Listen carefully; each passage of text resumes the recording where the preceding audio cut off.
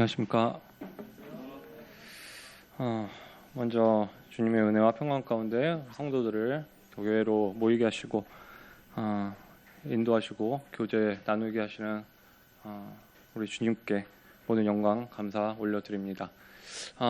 너무 감사가 되는 여기 이제 수요 집회로 오면서 두 가지 감사가 됐어요. 첫 번째는 제 시간에 왔다는 거. 일을 하다가 이 내비게이션을 켰는데 1시간 27분이 뜨는 거예요. 그래서 깜짝 놀랐어요. 그래서 보통 1시간 5분 뭐 이 정도 걸리는데, 그래서 막 불이 나게 정리를 막 하고 이제 오는데 무려 20분이 단축이 됐습니다. 그것도 주님의 은혜예요. 제가 오면서 막 한남대교까지는 진짜 거북이 걸음으로 걸어왔는데 계속 기도를 했어요. 제 시간에 도착하게 해달라고 그랬더니 그런 거 아시죠? 내가 가는 길만 항상 막혀 있고 옆에 차선은 뻥뻥뻥뻥 뚫리잖아요.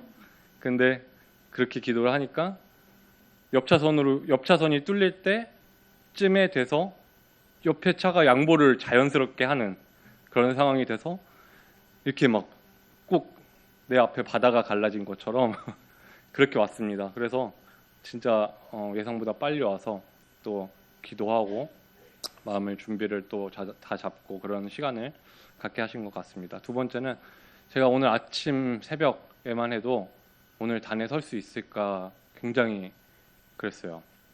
왜 그러냐면 이유가 어제부터 이제 얘기를 해야 되는데 말씀 준비를 이렇게 하면은 제가 굉장히 시간이 많이 걸리는 편이에요. 말씀 받는데 굉장히 오래 걸려요. 저번에 이제 단에서도 주영재 말했듯이 이게 맞는가? 이게 주님이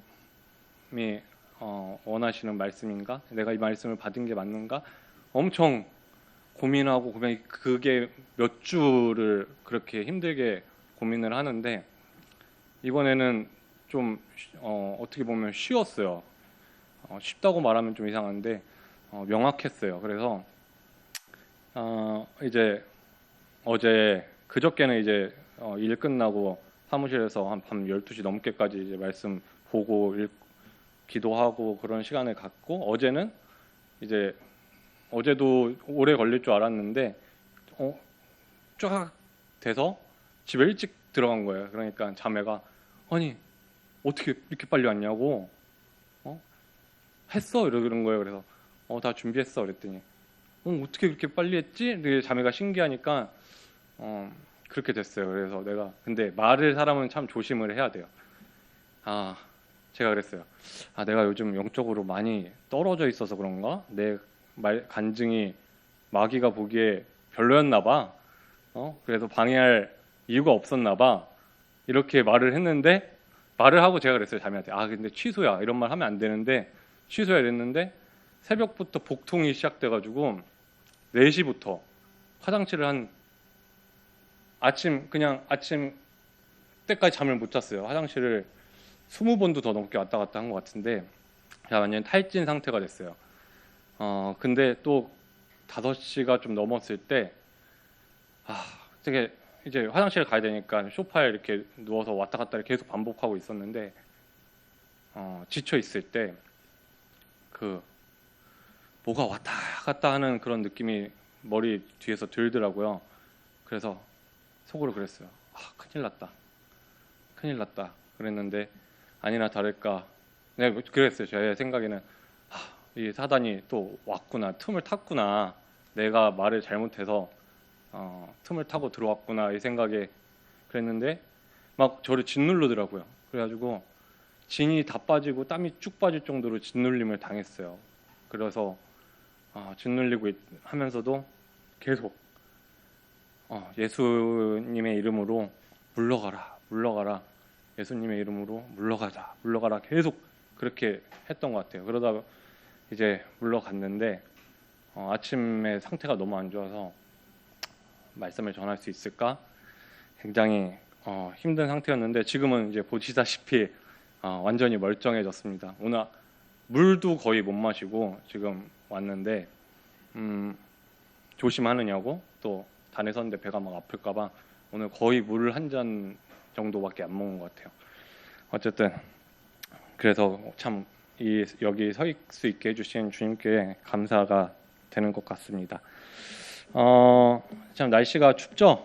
날씨가 추운데 이럴 때 보통 이렇게 많이 움츠러들잖아요. 이럴 때일수록 따뜻한 방에서나 이렇게 TV나 스마트폰만 보지 마시고 걷기 같은 가벼운 운동이라도 하셔서 건강한 한 해를 잘 마무리하시기를 건강하게 소망합니다. 이렇게 말씀드리고 정작 제가 요즘 즐겨보는 TV 프로그램에 대해서 잠깐 얘기를 하면서 시작을 해보려고 합니다. 두 가지 프로그램이 있는데요. 제가 보통 이렇게 유튜브 쇼츠 같은 거에 어떤 영상들이 올라오면 잠깐 보고 뭐 본편을 찾아보거나 이러지 않아요. 그런 성격이 아닌데 집에서 거의 TV도 보지 않고요. 근데 이 두 프로그램은 집에 와서 TV로 이렇게 다시 찾아서 볼 정도로 좀 흥미가 있었습니다. 하나는 그 중에 하나는 신인 감독 김연경이라는 프로그램이었어요. 김연경이 누군지 아시나요? 네, 맞습니다. 우리나라 여자 배구 선수였고 세계 정상급의 월드 클래스 선수였습니다. 어떤 혹자는 농구에 마이클 조단이 있고 축구에 메시가 있으면 야구에는 오타니가 있고 배구에는 남녀 통틀어서 김연경이라는 말을 할 정도로 남자 여자 가리지 않고 보통은 남자가 더 운동 선수가 더 유명하고 그러잖아요. 배구에서는 김연경이 제일 유명해요. 그만한 업적을 세웠고요. 근데 이제 작년에 마지막으로 은퇴를 했어요. 은퇴를 하고 지금 원더독스라는 그 여자 팀의 배구 감독으로 예능 프로그램을 시작한 것입니다. 그런데 이 팀의 선수들이 어떻게 구성이 되었냐면 프로팀에서 방출되거나 은퇴한 선수들 아니면 프로에 도전을 했다가 실패해서 실업팀이나 이런 팀에서 뛰고 있는 그런 선수들, 또 외국 선수들인데 한국에서 선수 생활을 하고 싶어서 이제 우리나라 대학교로 이렇게 와서 선수 생활을 하고 있는 그런 외국인들, 몽골인들이었어요. 그런 선수들 어찌 보면 이렇게 현실의 벽에 막혀서 어떻게 보면 낙오자 또는 실패자와 같이 보이는 이런 선수들인 것입니다. 감독인 김연경 씨도 선수로서는 최고였겠지만 감독으로는 처음이잖아요.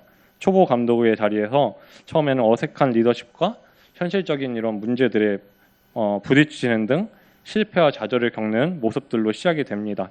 하지만 감독도 선수들도 실패에 낙심하고 있지 않고 매회 새로운 돌파구를 찾아내며 이렇게 원팀이 되어가는 여정을 그린 프로그램인데요. 이 초반에 낙오자와 같았던 이 언더독의 모습에서 점차 승리자와 같은 원더독의 그런 원팀이 되는 그런 내용이었습니다. 지난주에는 그래서 지난주 방송에서는 드디어 프로팀을 이기는 그런 쾌거를 이루기도 했습니다. 두 번째 프로그램은 드라마예요. 드라마인데 혹시 서울 자가의 대기업 다니는 김 부장 이야기라고 아시나요? 제목이 엄청 길죠. 제목만 보면 이게 무슨 이야기일지 이렇게 참 감이 너무 길어서 그래서 궁금했어요. 이게 무슨 제목이 왜 이렇게 길지? 근데 이 서울 자가가 뭐죠? 서울에 자기 집이 있다는 거예요. 자기 집이. 요즘 같이 서울의 집값이 막 폭등을 하는 때 서울의 집 사기는 하늘의 별 따기와 같습니다.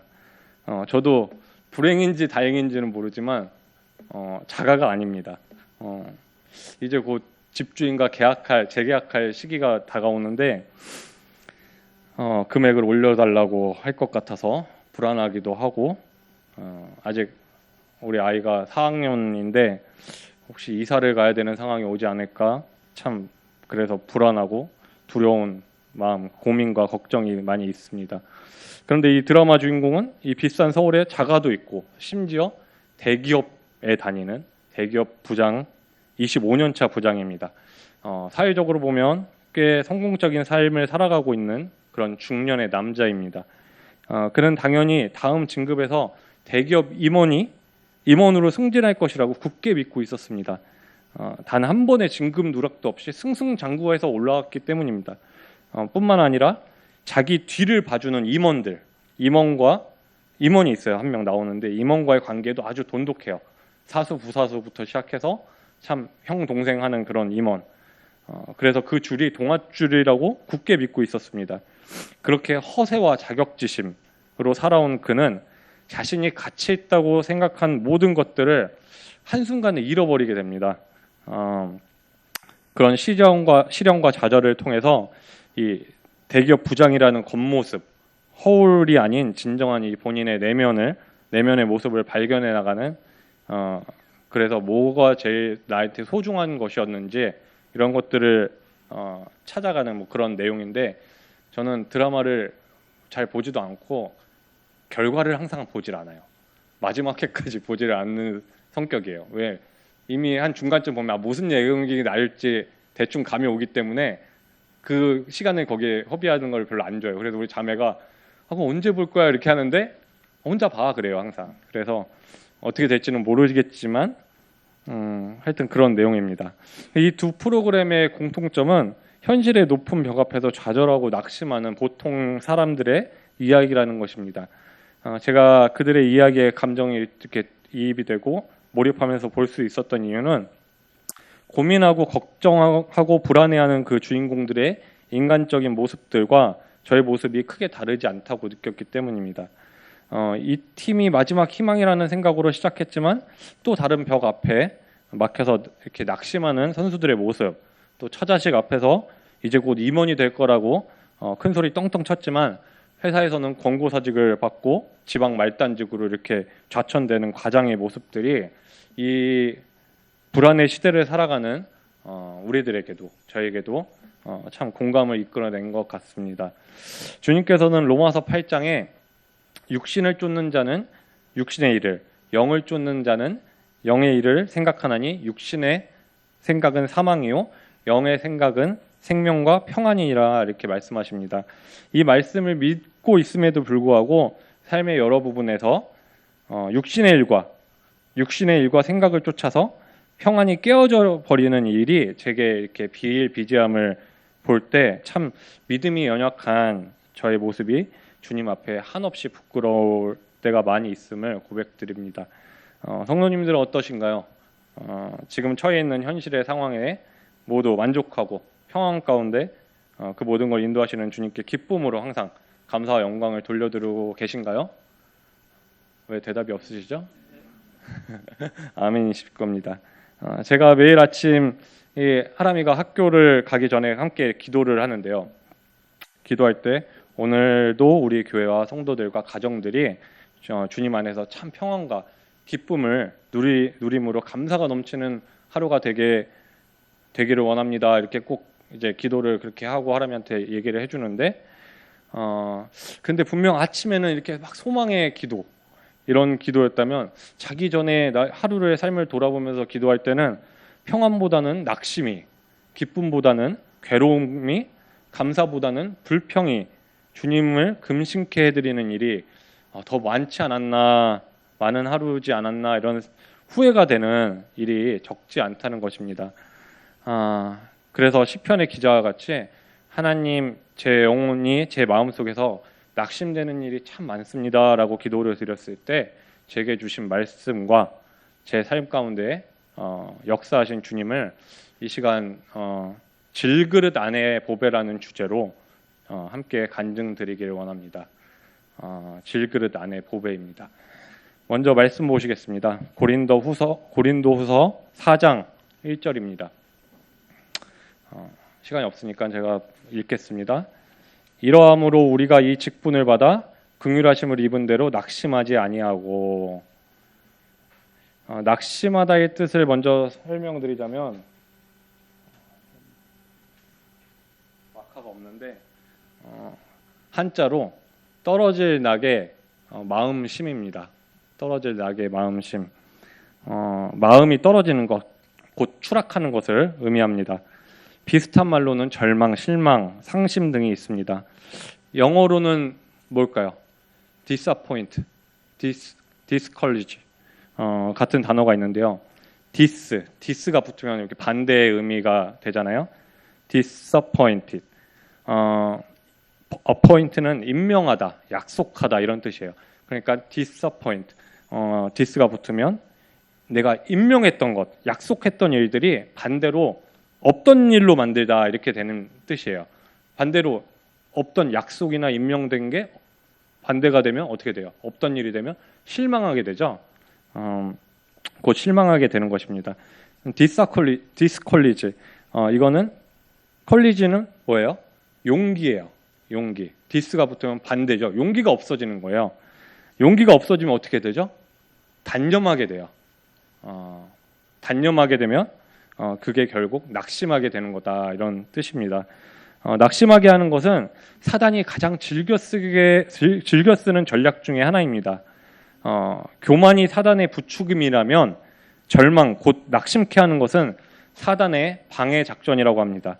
교만은 자신이 다른 사람보다 어떤 물질도, 지혜도, 능력도 이렇게 낮다고 생각하는 사람들에게 효과적이라면, 낙심은 다른 사람들을 자기와 비교해서 내가 좀 모자라다, 좀 열등감이 있고 자격지심이 있고 이런 사람들에게 더욱 효과적이라고 합니다. 그렇다면 이 사단의 계략이 우리 삶 가운데 어떻게 진행되고 있는지 생각해 볼 수 있습니다. 학생들은 학업의 문제, 또 취업 준비생들한테는 취업의 문제, 또 이렇게 저와 같은 가장에게는 경제적인 문제, 또 사회생활하면서 관계의 문제, 또 아프신 분들에게는 질병의 문제, 또 가족 간의 문제도 있을 것이고, 또 자녀 문제도 있습니다. 그런 것들로, 그런 문제 등으로 우리의 마음과 생각을 어지럽히게 되는 것입니다. 그렇게 되면 우리의 마음은 낙심하게 됩니다. 마음이 떨어지는 것입니다. 실망하게 되고 용기를 잃게 되는 것입니다. 겉으로 보기에는 아무리 힘이 세 보이고 강해 보이는 사람도 작은 시험에 쉽게 흔들리고 실망하고 낙심할 때가 있다는 것입니다. 새벽닭이 울기 전 3번이나 예수님을 부인한 베드로도, 또 하나님 말씀에 순종하여 바로에게 나아갔지만 백성들의 원망을 받은 모세도, 또 로뎀나무 밑에서 자신을 죽여달라고 토로하던 엘리야도 낙심할 때가 있다는 것입니다. 다시 본문으로 돌아가서 보면 사도 바울은 어떤가요? 낙심하지 않는다고 말하고 있습니다. 낙심하기로 따지면 사도 바울만큼이나 낙심할 일이 많은 사람이 있을까 싶습니다. 자신이 개척한 고린도 교회를 떠난 후 교회 내 파벌 싸움에 분열이 되고 온갖 시험거리들이 일어나고 심지어 자신의 사도권이 공격받는 상황도 발생했습니다. 뿐만 아니라 수많은 죽을 고기를 당했고 심지어 자기 몸에는 해결할 수 없는 사단의 가시, 질병까지도 짊어지고 있었습니다. 세상의 눈으로 볼 때 충분히 낙심하고 절망할 만한 그였지만 그럼에도 불구하고 그는 낙심하지 않는다, 단호하게 말하고 있습니다. 이 말은 사도 바울이 살아계신 하나님께서 자기와 함께 하심을 확실히 믿고 있었기 때문에 할 수 있는 말이었습니다. 그 확실한 믿음이 없었다면 사도 바울은 2절 말씀에 이에 숨은 부끄러움의 일을 버리고 괴울 가운데 행하지 아니하며 하나님의 말씀을 혼잡케 아니하고 오직 진리를 나타내므로 하나님 앞에서 각 사람의 양심에 대하여 스스로 청구하노라라고 자신 있게 말할 수 없었을 것입니다. 나의 앉고 일어섬을 아시며 멀리서도 나의 생각을 통촉하시며 나의 길과 눕는 것을 감찰하시며 나의 행위를 모두 익히 아시오며 내 혀의 말을 알지 못하는 것이 없으시다 말씀하시는 그 능력의 하나님 앞에서 부끄러움이 없는 코람데오의 삶을 살아갈 때 낙심하지 않게 될 줄 믿습니다. 3절에 보시면 만일 우리 복음이 가리웠으면 망하는 자들에게 가리운 것이라. 그 중에 이 세상 신이 믿지 아니하는 자들의 마음을 혼미케 하여 그리스도의 영광의 복음의 광채가 비치지 못하게 함이니 그리스도는 하나님의 형상이니라. 아무리 강한 햇빛도 햇빛을 이렇게 비추잖아요. 비추어도 내 눈을 손으로 가리게 되면 어둠 속에 있는 것과 다르지 않게 됩니다. 이 세상 신인 사단은 사람들의 마음 속에 있는 탐욕, 시기, 어떤 불안, 걱정 이런 것들로 우리의 영적인 눈을 멀게 해서 복음, 곧 하나님의 형상이신 주님을 보지 못하게 하는 것, 곧 살아계신 예수 그리스도를 알지도 믿지도 못하게 하게 된다는 것입니다. 그리스도를 주로 영접한 성도들에게도 마찬가지로 영적인 눈이 가리워지면 낙심에 빠지고 시험에 빠지고 절망하게 되는 것입니다. 6절에 어두운 데서 빛이 비치리라 하시던 그 하나님께서 예수 그리스도의 얼굴에 있는 하나님의 영광을 아는 빛을 우리 마음에 비추셨느니라. 하나님께서는 우리 마음에 빛을 비추셔서 우리로 하여금 예수님이 그리스도이신 것과 우리와 함께 계신 것을 알게 해주십니다.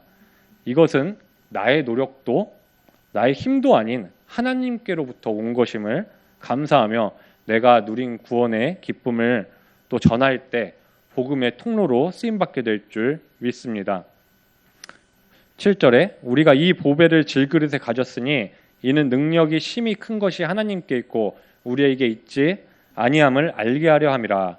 우리가 사방으로 우겨쌈을 당하여도 쌓이지 아니하며 답답한 일을 당하여도 낙심하지 아니하며 핍박을 받아도 버림받지 아니하며 거꾸로 뜨림을 당하여도 망하지 아니하고. 성경은 우리를 질그릇이다라고 말씀하십니다. 질그릇은 쉽게 깨지고 보잘것없는 것처럼 보입니다. 그런데 이 보잘것없는 질그릇 안에 뭐가 있죠? 보배가 있다고 합니다.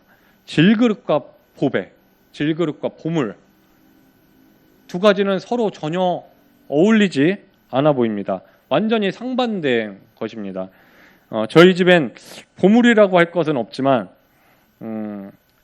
하나님의 첫 번째 생일 때 받은 그 선물 받은 돌 반지들이 있습니다.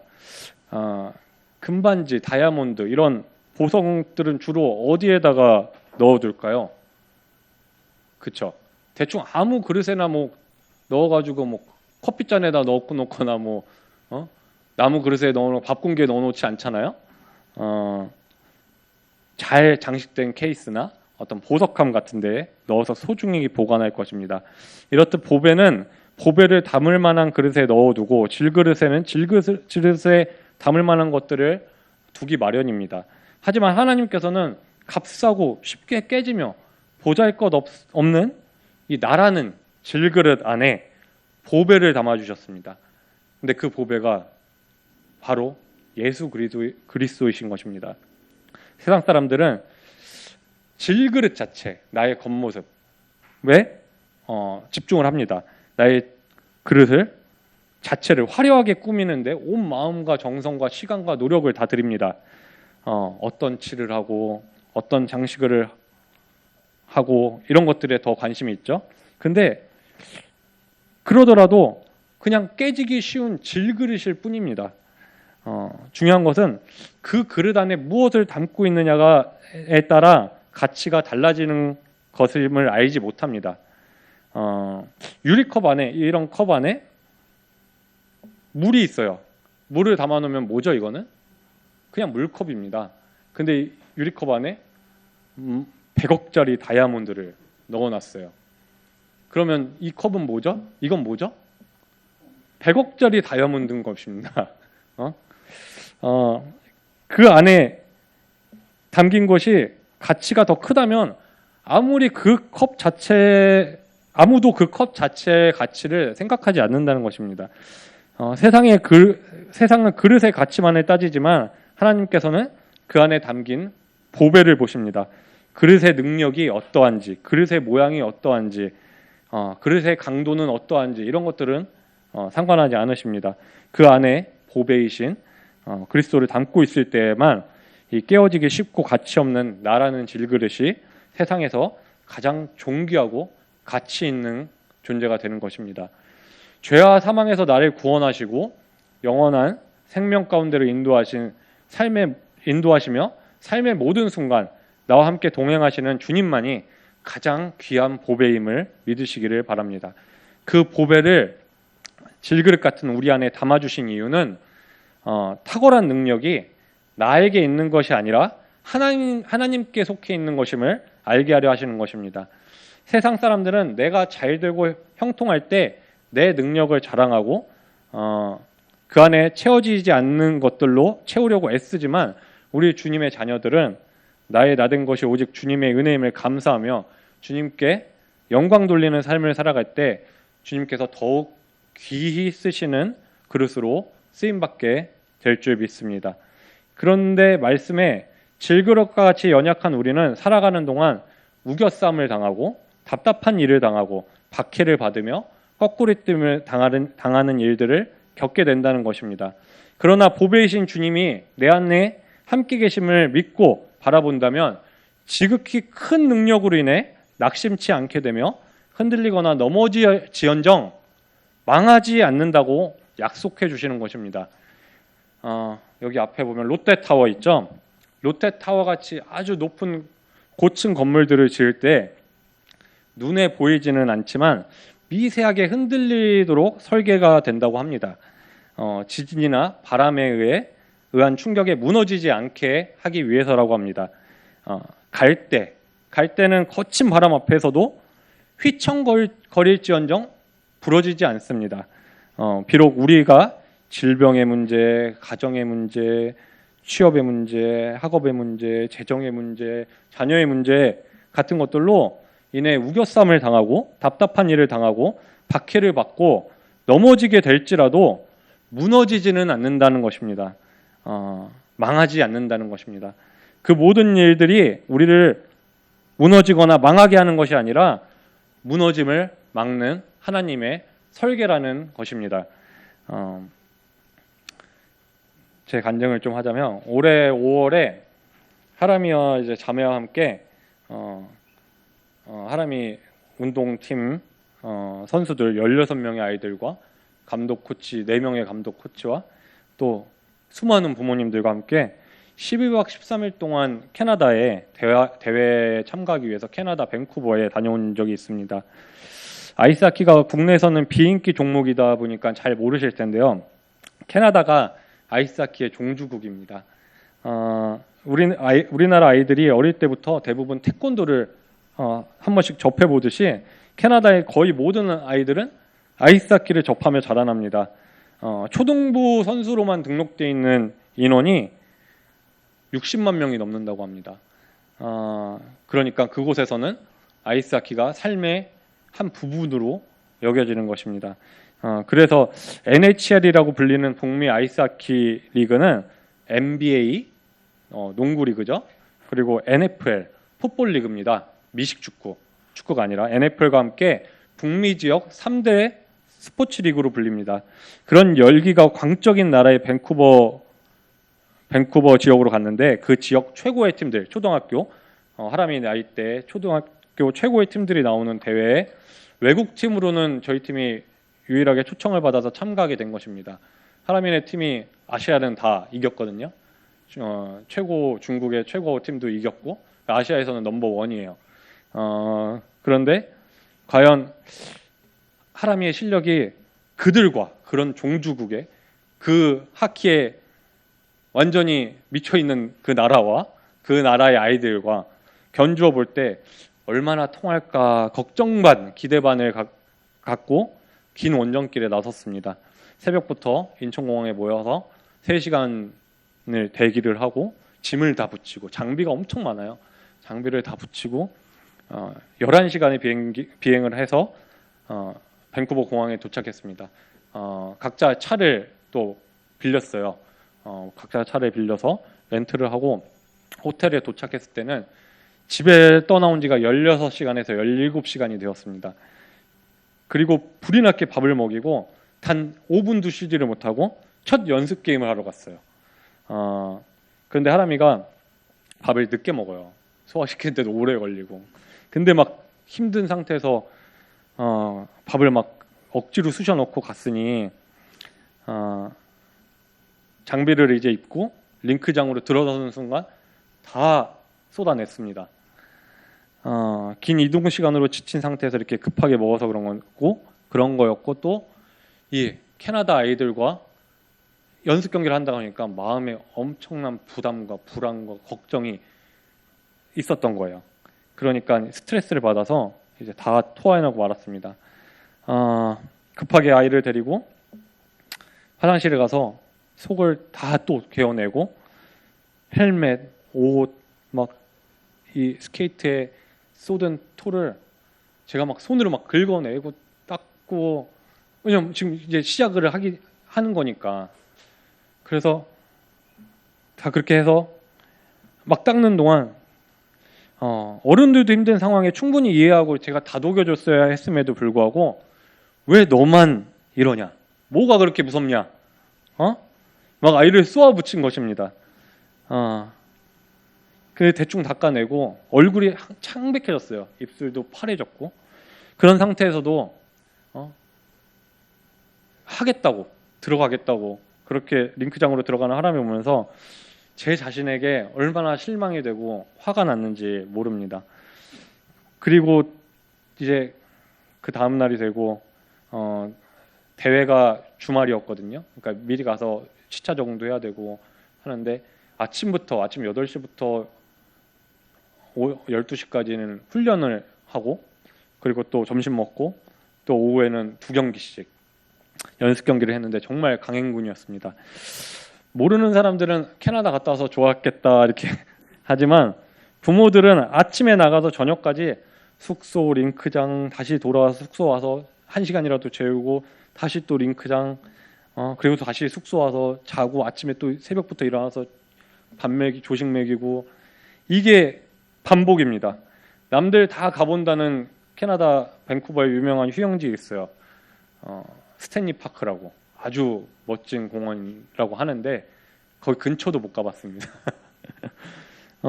하람이가 그렇게 힘들게 훈련하고 시합하고 하는데 그 다음날부터 정말 잘했습니다. 처음에는 우리 팀을 무시하던 그 캐나다 사람 엄청 콧대가 높아요. 우리나라가 양궁을 잘하죠. 우리나라에 저기 어디 뭐 듣도 보도 못한 나라에서 양궁하러 왔다고 하는 거랑 똑같아요.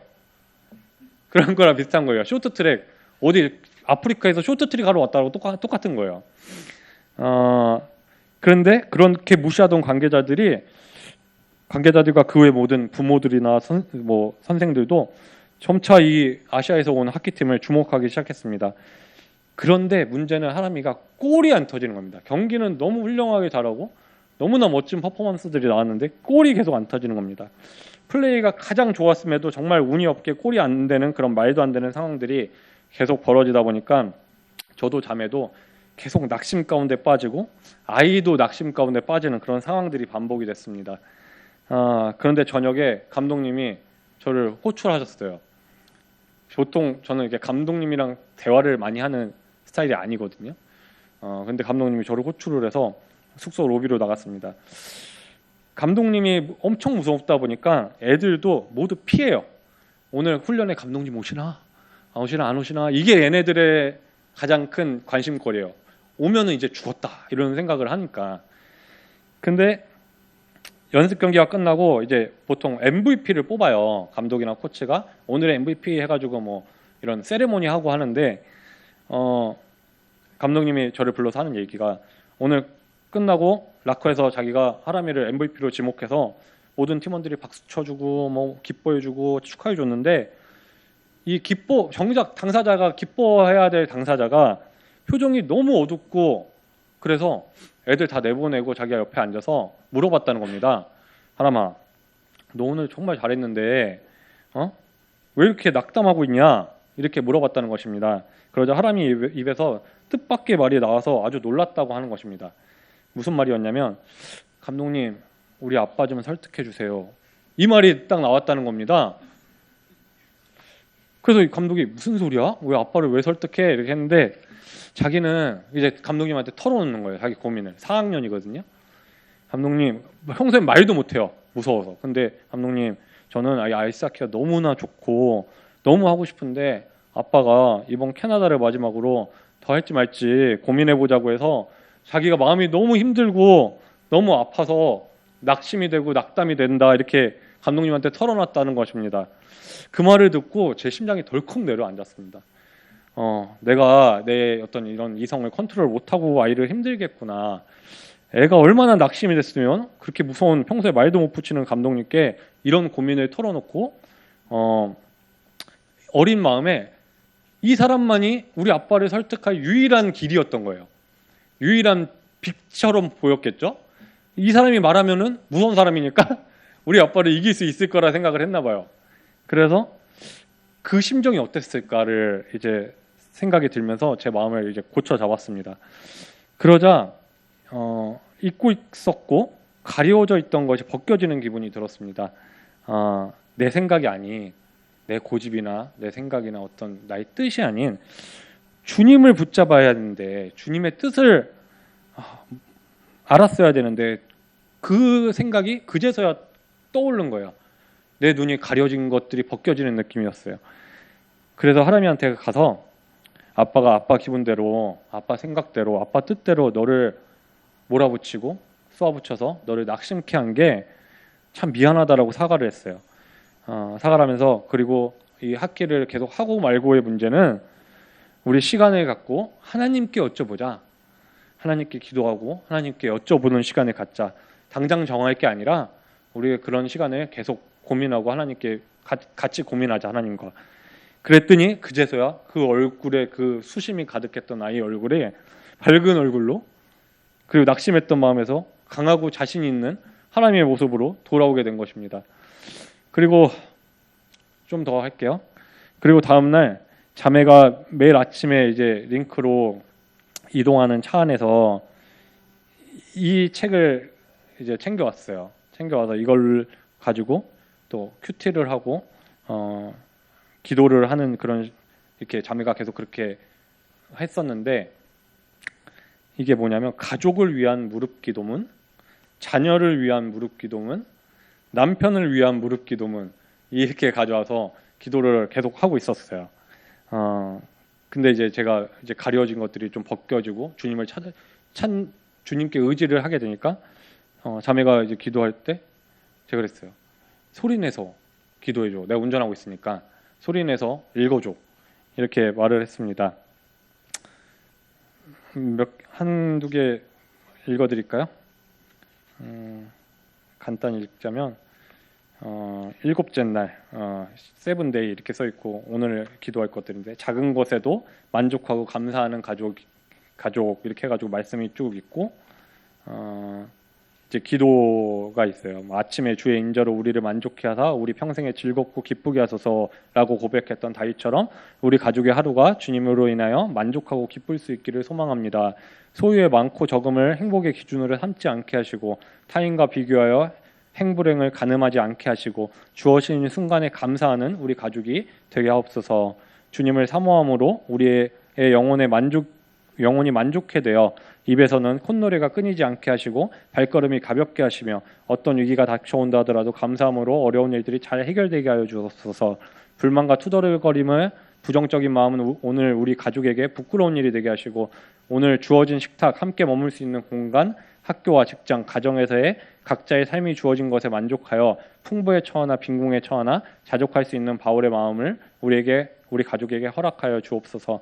자족하는 마음은 또한 경건에도 도움이 된다 하셨사오니 이러한 믿음으로 경건한 삶을 살아 하나님께 영광을 돌리게 하옵소서. 예수님의 이름으로 기도드립니다. 아멘. 이런 가족을 위한 기도문이 있었고 남편을 위한 기도문은 생략하고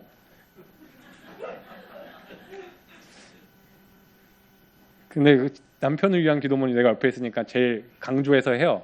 자매가 알았지 하면서 이제 자녀를 위한 무릎 기도문 해가지고 이건 9일차 하나님의 것을 사모하는 자녀 해가지고 말씀 쫙 여호와를 경외하는 막 이렇게 있어요.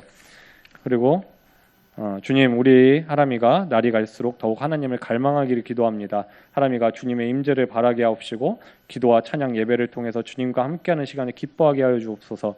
하나님의 진리의 말씀을 사모하게 하옵시고 하나님의 율법과 도를 사랑하는 마음을 주시옵소서. 성령님이 자기 안에 충만하게 계심을 깨닫게 하시옵고 어떤 식으로도 힘이 빠져 지쳤을 때 즉시 주님께로 달려가 다시 새 힘을 얻게 하옵소서.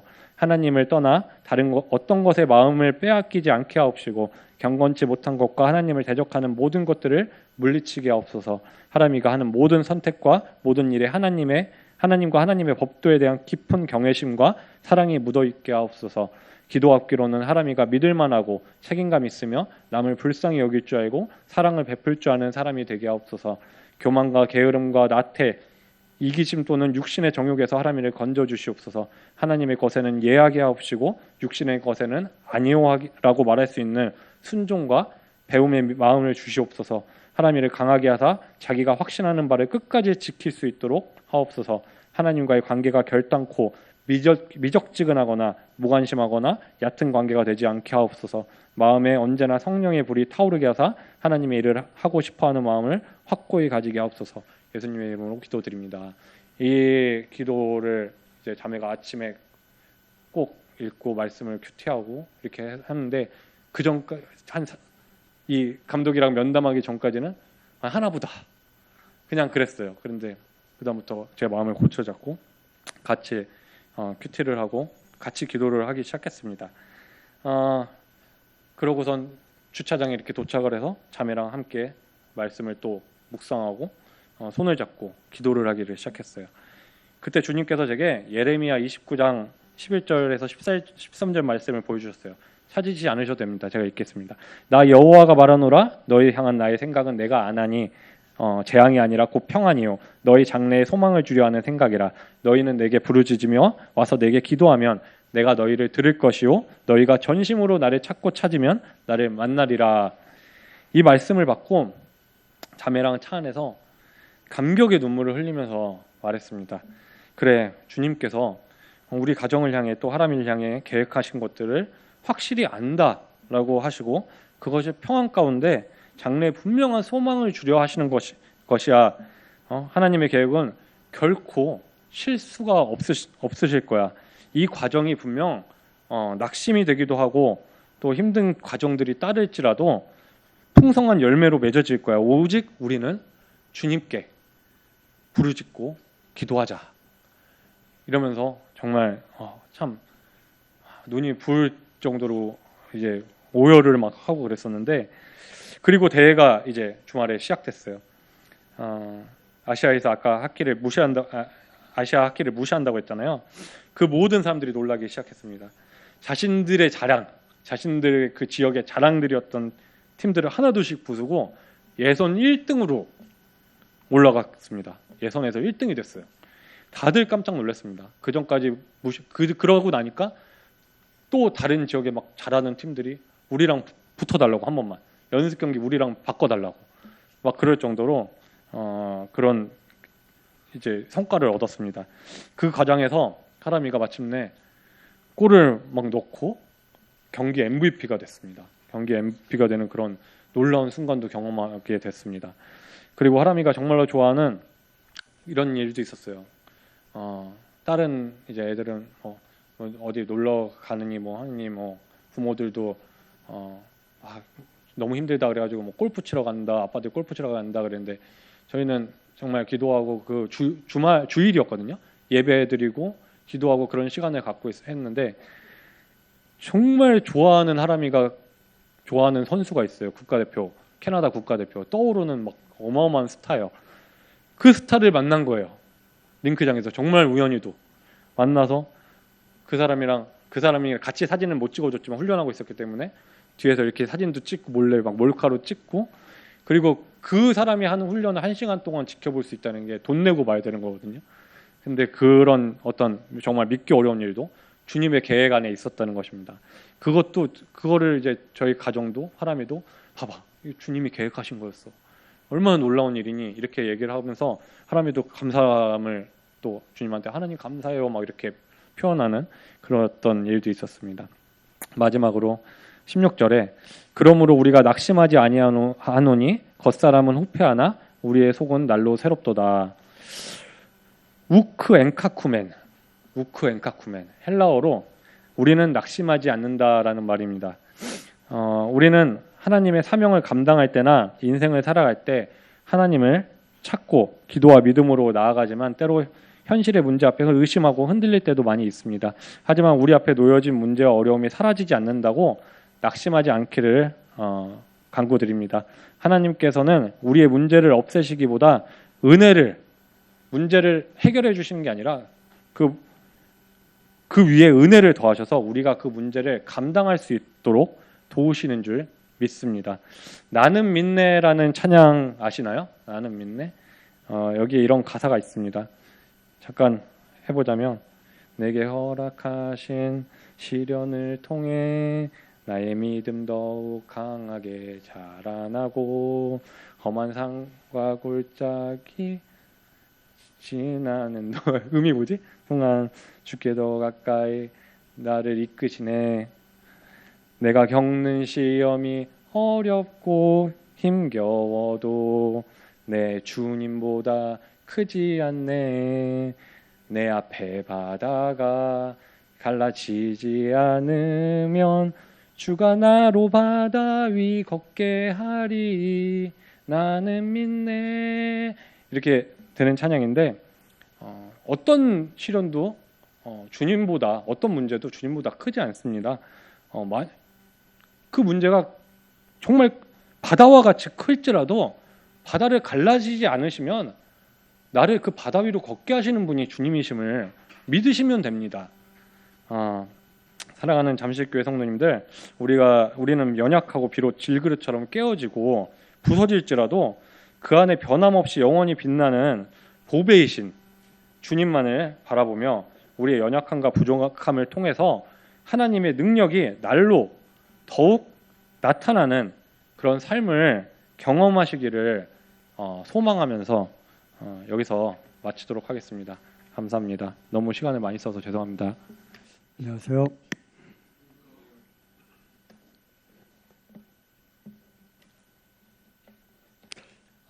날씨가 많이 추워져서 갈수록 이제 추운 게 싫어집니다.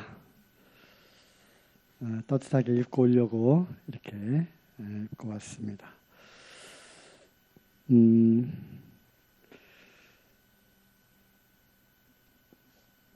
시간이 될 때까지 조금 더 하나의 말씀을 좀 보고 또 부족하면 또 다음에 이어서 또 이렇게 하도록 하겠습니다. 우리가 신명기 말씀을 또 몇 군데 찾아서 또 우리에게 주시는 교훈들을 살펴보았고요. 그 중에서 모세에 관한 그러한 말씀을 또 우리가 들었습니다. 특별히 모세의 인격과 성품, 그리고 모세의 리더십에 관한 그러한 말씀을 또 우리가 들었습니다. 이제 신명기가 끝나면 뭐가 나오죠? 네, 여호수아가 나옵니다. 물론 여호수아에 대한 여호수아서를 통해서 강해를 하려는 것은 아니고요.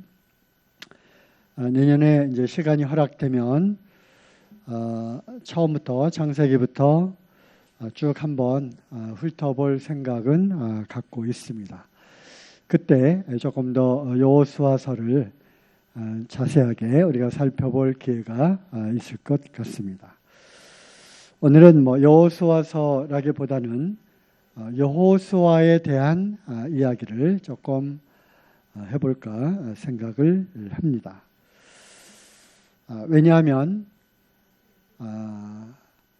여호수아를 통해서 우리는 하나님의 약속에 대한 여호수아의 믿음, 그리고 하나님과 또 하나님의 종이라고 불려졌던 모세의 명령을 철저히 따랐던 순종, 그리고 하나님의 말씀에 기반한 리더십, 그리고 그러한 충성심, 이러한 것들에 대한 본보기를, 큰 본을 우리가 여호수아를 통해서 배울 수 있기 때문에 여호수아서 그 자체도 중요하지만 출애굽부터 민수기, 신명기, 여호수아서를 통해서 흘러가는 여호수아에 대한 그 인물, 성경 인물 공부를 또 해보는 것도 참 좋겠다 생각이 되어집니다. 또 그것을 통해서 오늘날 우리에게 또 특별히 모세의 후계자로 채택이 되어서 이스라엘 백성들을 이끌고 요단을 건너 가나안 땅을 정복하고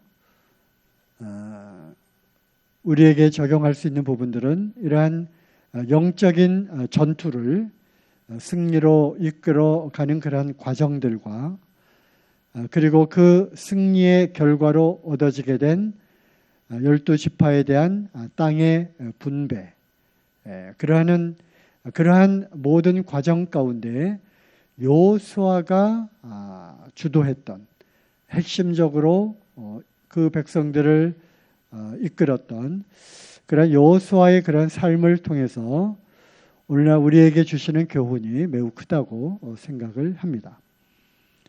특별히 이제 잠실교회의 미래를 우리가 또 생각을 하게 되면서 이제 다음 세대, 그리고 그러한 신앙의 대물림뿐만 아니라 영적인 리더십을 갖고 교회를 인도해 갈 장로들과 집사들에 대한 우리가 그것을 지금 배우고 있는데요.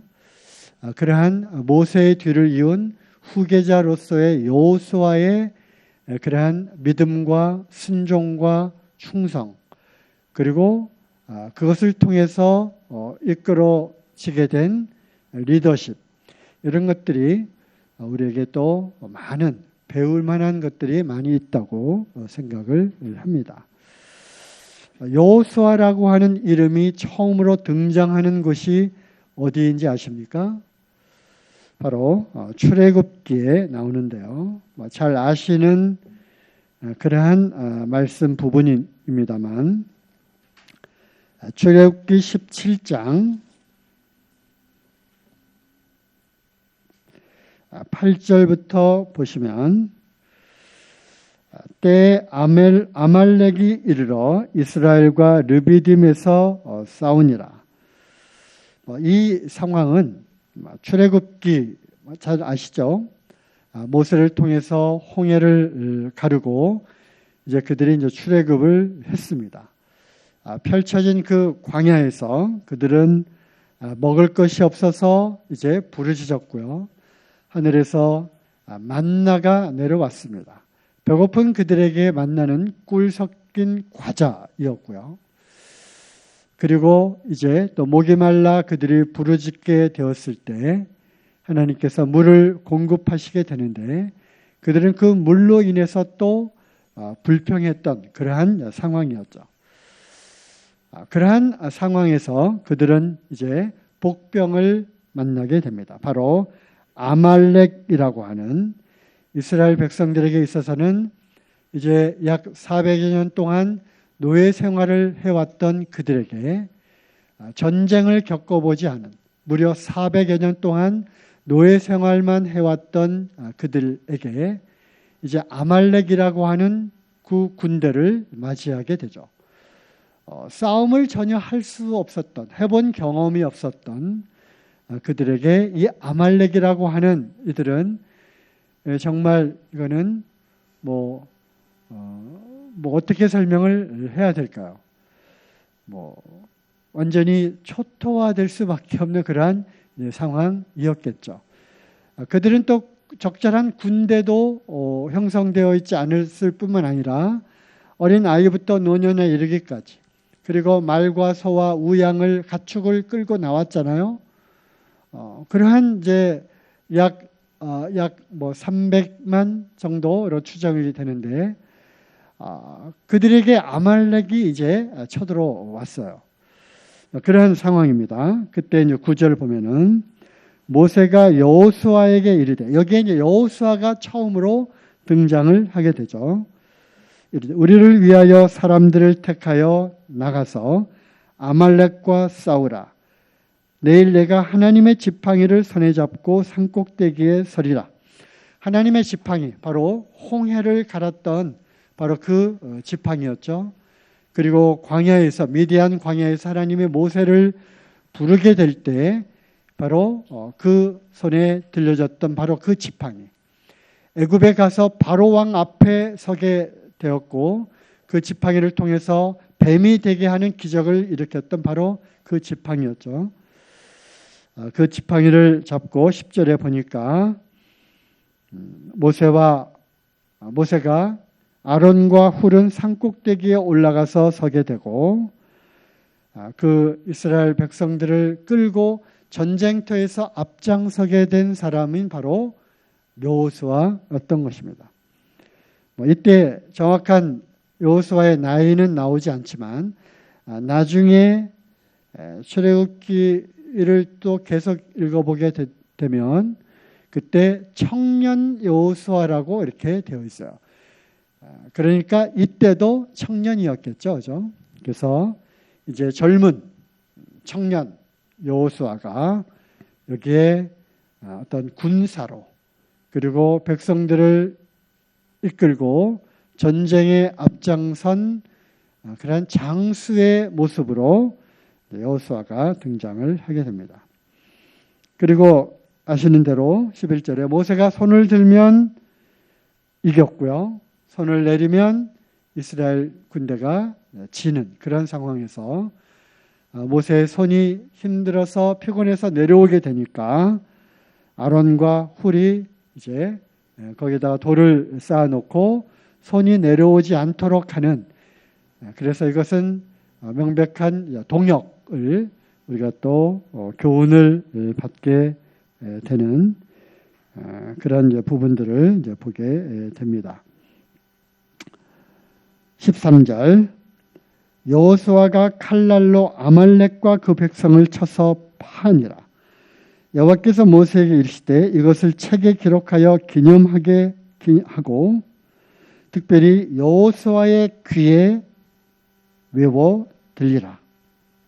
하나님께서 특별히 모세에게 이것을 책에다가 기록을 하라 뿐만 아니라 이것을 누구의 귀에 외워 들리라? 여호수아의 귀에 외워서 들리게 하라고 합니다. 내가 아말렉을 도말하여 천하에 기억함이 없게 하리라. 모세가 단을 쌓고 그 이름을 여호와 니시라 하고, 여호와 니시라고 하는 뜻은 그 밑에 해석을 보니까 깃발이에요. 깃발. 옛날에 전쟁에서 이 깃발은 무엇을 상징하냐면은 그 승리를 상징하는 것이었어요. 그리고 그 깃발을 통해서 이제 그 승리의 표징으로 승리를 하고 그 진지 위에다가 무엇을 꼽아요? 깃발을 꼽는 거죠. 우리가 그 6.25 전쟁에서 서울이 이제 침략을 당하고 저기 낙동강까지 밀려 내려왔다가 다시 서울을 수복했잖아요. 서울을 수복하고 그 어딘가요? 청와대인가요? 경복 중앙청 위에다가 태극기를 탁 꼽는 그러한 이제 감격스러운 장면 있잖아요. 그래서 국기를 거기다 이제 깃발을 꼽는 거죠. 그것은 수복했다. 우리가 승리했다라고 하는. 그래서 여호와 니시, 우리가 이 전쟁에서 승리했다라고 하는. 그리고 이 승리는 누구의 승리입니까? 바로 하나님께서 이 전쟁을 이기게 하셨다라고 하는 그것을 이제 그들이 경험을 하게 되는데요. 특별히 누가 이것을 경험을 합니까?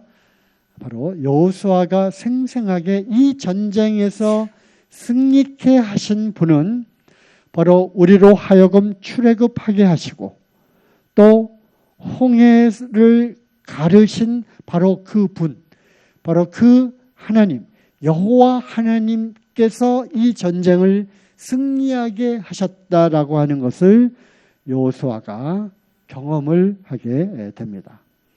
그러면서 여호수아의 그 10년 가운데에는 우리가 잘 아시는 말씀이잖아요. 전쟁은 누구에게 속한 것이라고요? 하나님께 속한 것이라고 하는 것을 이제 그가 영적인 경험을 실제로 영적인 전쟁터에서 생생하게 경험을 하게 되는 것입니다. 자, 앞으로 이제 거슬러 올라가면요. 출애굽기 14장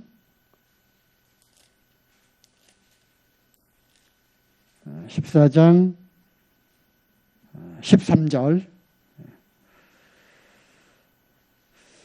그 12절까지 상황은 이제 앞에 홍해가 가로막혀 있고 뒤에는 애굽 군인들이 맹렬하게 이제 쫓아오는 그러한 장면입니다.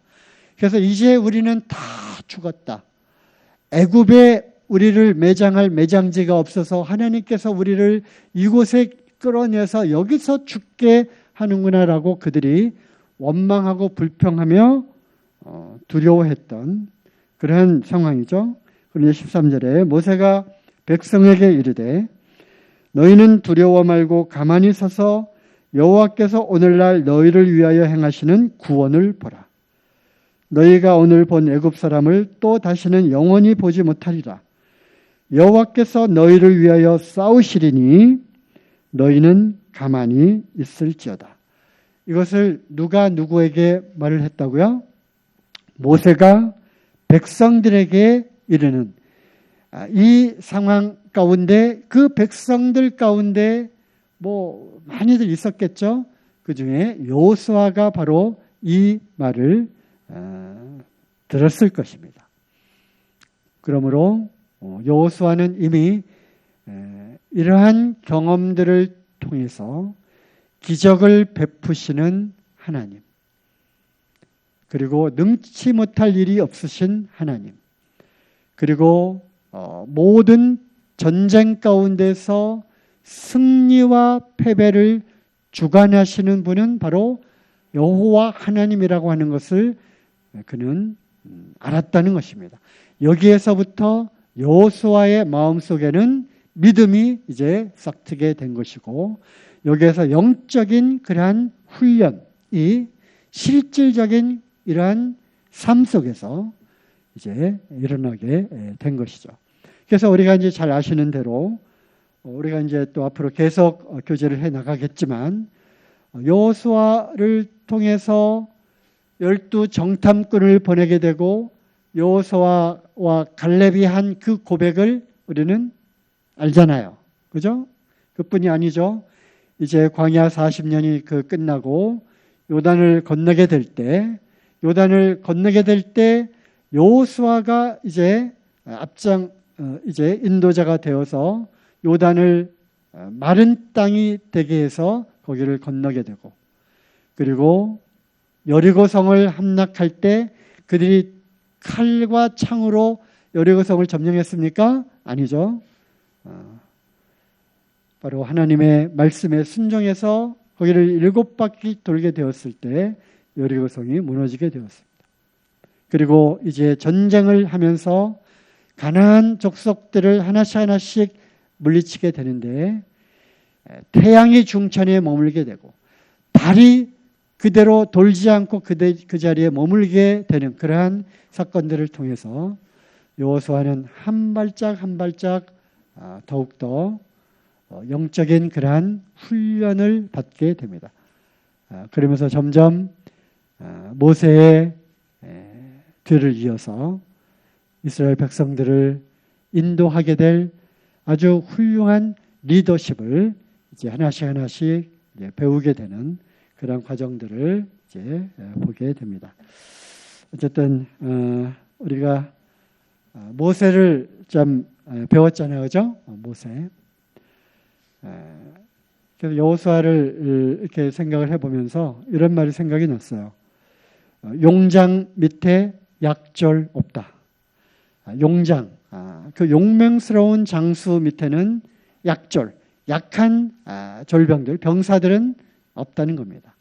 그래서 모세를 통해서 모세의 수종자가 되고 모세의 어떤 사환, 종처럼 모세를 따라다니면서 하나님께서 모세를 통해서 행한 그러한 일들을 보고 그럼에도 불구하고 많은 백성들이 불순종하고 불평하고 또 리더십에 저항하고 했던 그러한 많은 사람들이 있었음에도 불구하고 여호수아는 모세를 따르고 그뿐만 아니라 모세 안에 있었던 놀라운 하나님의 영적인 그러한 능력까지도 마치 엘리야의 그러한 영성을 엘리사가 보다 더 갑절이 되게 하옵소서라고 하는 그러한 기도처럼 모세 못지않은, 그리고 모세는 실제로 하나님을 대면하여 만났던 자잖아요. 그죠?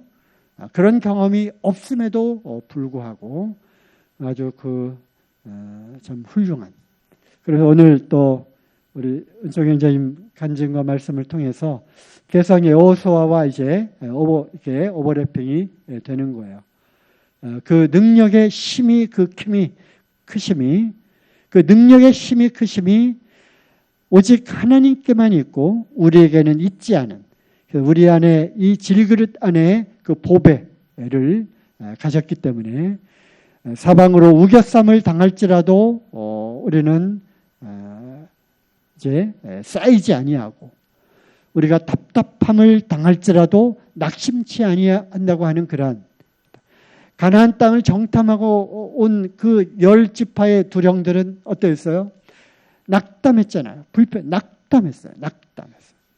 그래서 그러한 것들이 같이 오버래핑이 되면서 참 능치 못할 그 하나님 그리고 능력의 힘이 큰 것이 우리에게 있는 것이 아니라 오직 하나님께만 있다고 하는 이런 말씀이 같이 이렇게 오버래핑 되면서 참 귀한 간증과 말씀을 또 듣게 되었습니다.